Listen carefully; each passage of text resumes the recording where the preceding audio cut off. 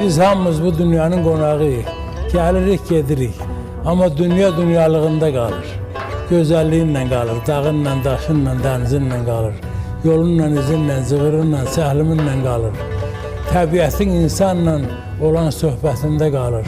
Ona görə də ömrü yaxşı yaşamaq lazımdır. Şirin yaşamaq lazımdır. Dağların, daşların, düzlərin, dənizlərin müqabilində insan ömrü çox azdır. Demək olar ki, azdan azdır. Daha da gözəl, daha da şirin yaşamaq üçün insanlar gərək bir-birinə qarşı mehriban olsun, alicənab olsun, xeyrxah olsun, ağır otursun, batman gəlsin, köhnə kişilərə bənzəsin, çəkisi ağır, sözü ağır olsun, özü ağır olsun və insanlar onu görəndə xoşbəxt olsun. Bəlkə də Allah insanın ömrünü belə gödək yaradıb ki, zamanı özü genişləndirsin.